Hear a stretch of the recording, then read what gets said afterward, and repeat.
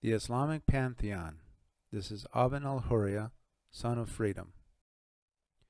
Purpose of the study: to show that, contrary to what Muslims believe and teach, Islam contains a de facto pantheon of at least 12 gods. Therefore, the claim by Muhammad that he was preaching a pure monotheism is false. Also, the claim by Muslims that the purpose of jihad is to purify the earth for Allah is also false. Also, since Muhammad's claim to be preaching only a pure monotheism is false, Muhammad was a false prophet. 1.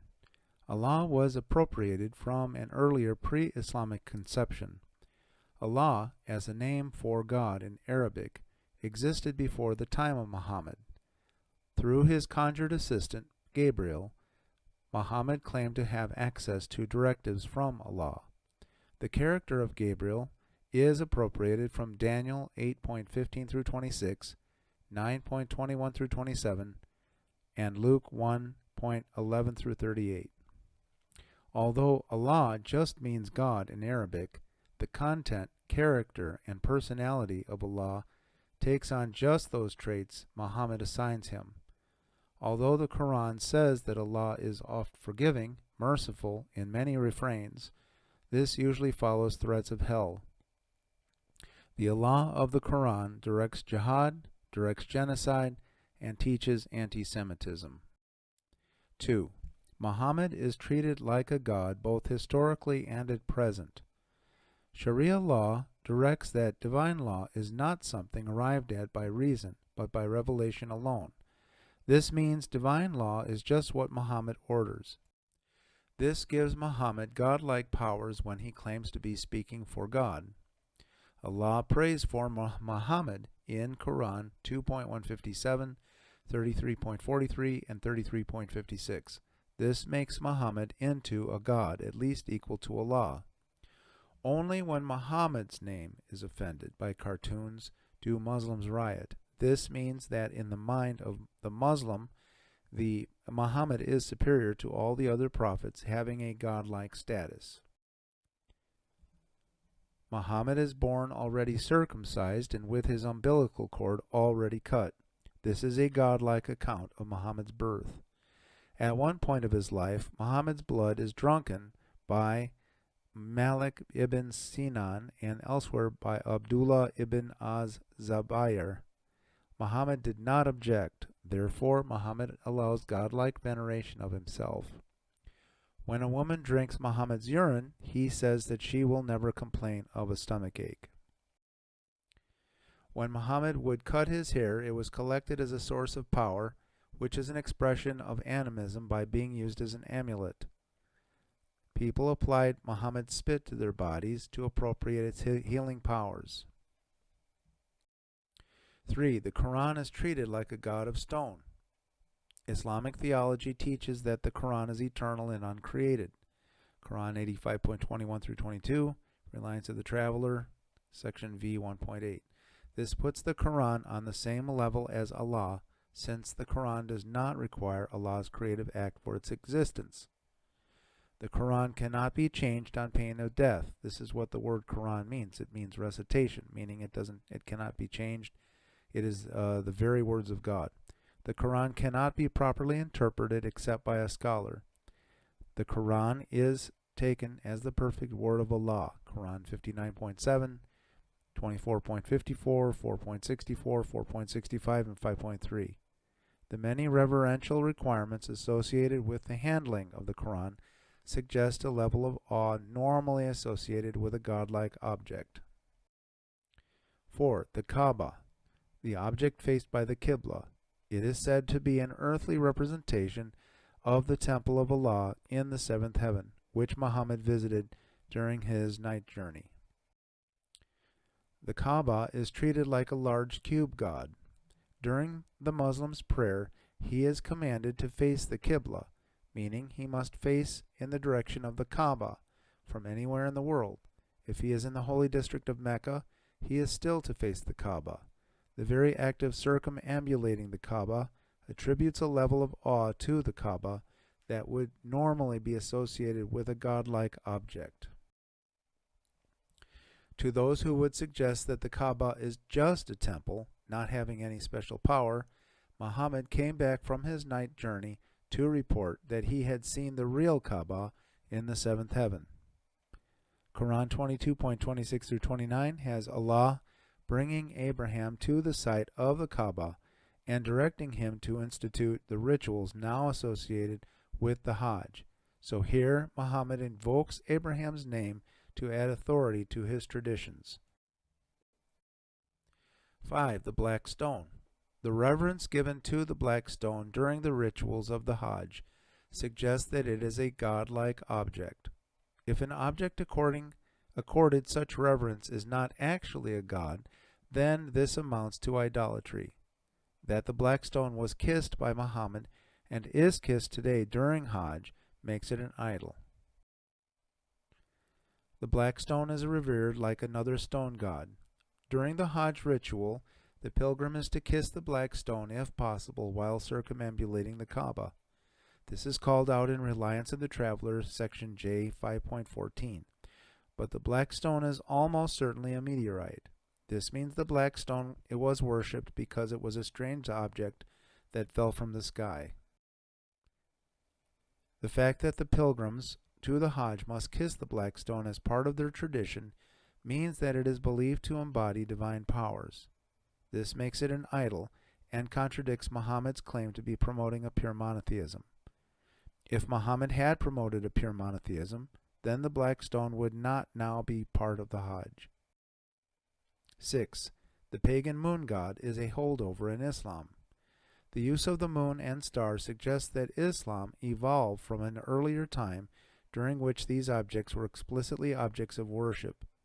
The fact that they are retained as symbols means that they are still idols by tradition. What does the moon and star mean in Islam? The crescent moon and star we see in Islam harkens back to the pre-Islamic time when the Arabs worshipped the moon and other celestial bodies. This deification of the heavenly bodies is an animistic holdover. The fact that the Muslim calendar is based on lunar cycles also points to the prominent place the moon played in the background and early history of Islam. If the crescent moon and star were not idols, and if Islam is as strictly monotheistic as Muhammad claimed for it, we would expect that the moon and star symbol would not have been retained in Islam.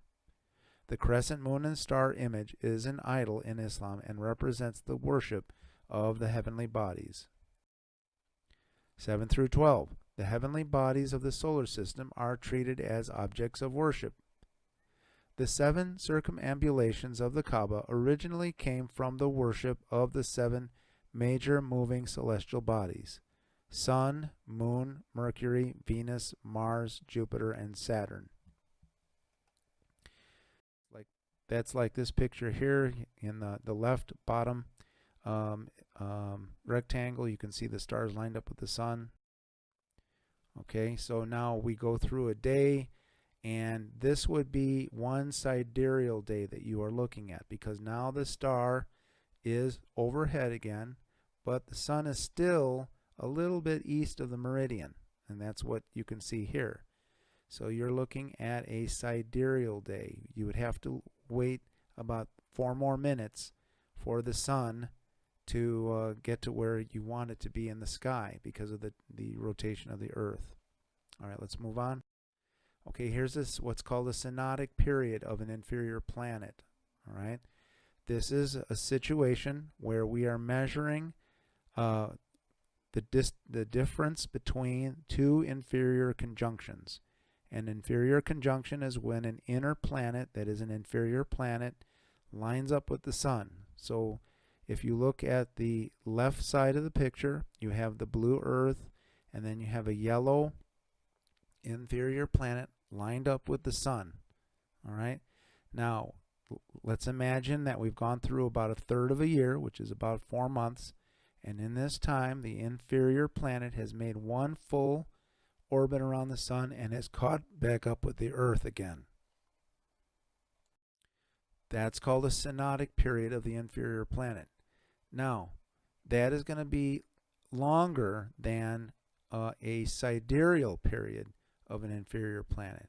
because to have a sidereal period of an inferior planet, all we need is for that planet, that inferior planet, is to be lined up with background stars. So if you take that left-right line, that dotted dashed line, and you extend it all the way to the right side of the picture, and then on off into infinity, there's some reference star back there, right?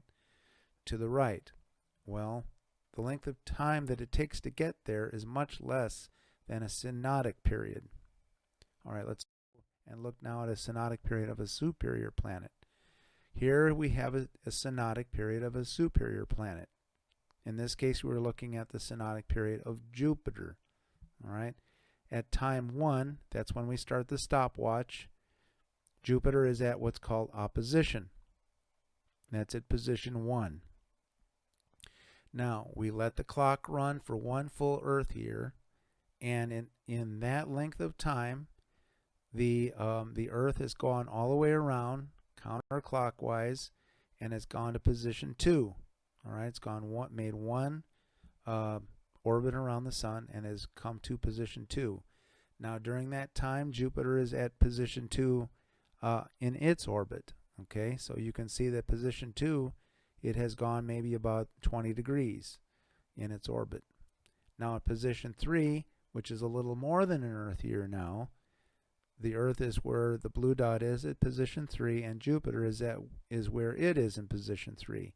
So as you can see, a synodic period of a superior planet is going to be something more, a little bit more than a year.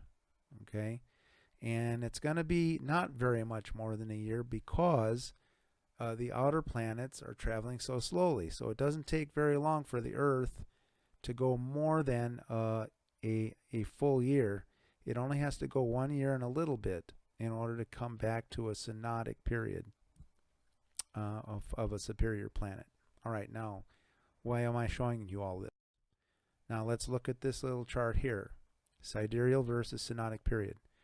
We can take the most obvious motion of the sun to be the synodic motion because the brightness of the sun whites out the background stars. So if you look at the first row here where it says sun, you can see that it says sidereal is 365.25 days and the synodic period. Now here I'm using the word synodic loosely for the sun because in this case we're just using the horizon or the meridian as the reference, and by definition a solar day is 24 hours. So if we were to consider the sidereal period of the sun, well, that's the same thing as the sidereal period of the Earth. Okay, so we look at the synodic period of the sun for that purpose. That's the most obvious period of the sun to an earthbound observer. You're standing on the Earth and what you see is the sun crossing the sky once a day, once every 24 hours.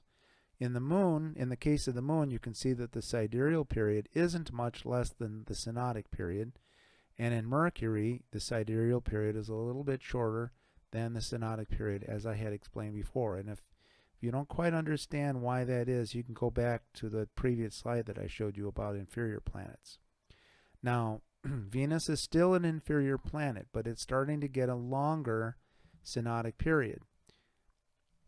And now Mars, Jupiter, and Saturn are our outer planets. And as you can see, their sidereal and their synodic periods are quite a bit longer. Now this is why in Islamic tradition, the sun, the moon, and Mercury are considered to be the rapid circumambulations around the Kaaba, because you have relatively short, in the case of the sun, the synodic period, and in the case of the moon, the most obvious period is going to be the synodic period because you're looking for every new moon, right, or every full moon. And in the case of Mercury, most likely you're going to be looking at Mercury against background stars when the sun is just below the horizon. You could do that. In that case, if you're looking at background stars, it's 88 days. If you're looking at maximum elongation, that means when it's the furthest from the sun, that's every 116 days, east and west, east and west, east and west, or half of that, right, which would be 58 days going from the east to the west or from the west to the east. All right. Okay, so what I'm establishing here with this chart is showing why it is historically Islam acquired a tradition of requiring the pilgrim who goes to Hajj to trot around the Kaaba fairly rapidly 3 times and then slowly 4 times. It is because of this chart. And that just shows you where that comes from. What does this table mean for our study? In pre-Islamic times, when the Kaaba supposedly contained 360 idols, it is likely that the circumambulation of the Kaaba was practiced as during Islamic times. So the Islamic practice of circumambulation of the Kaaba 3 times rapidly, 4 times slowly is a holdover from pre-Islamic times.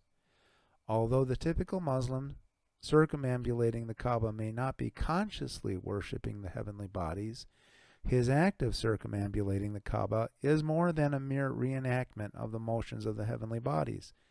It is the giving of animistic powers to the heavenly bodies, rendering them as amulets or as idols. Okay, 8. Islam contains many other practices which are holdovers from animism. This is going to be treated later. It's not a part of this presentation. Okay, conclusion. The Islamic Pantheon contains at least 12 gods.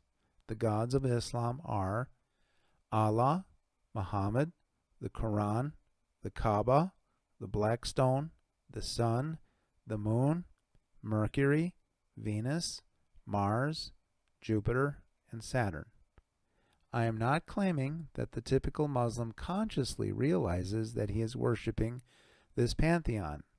I am claiming that, like it or not, by force of tradition, the Muslim is made to worship all these objects, so he is not a monotheist as he claims.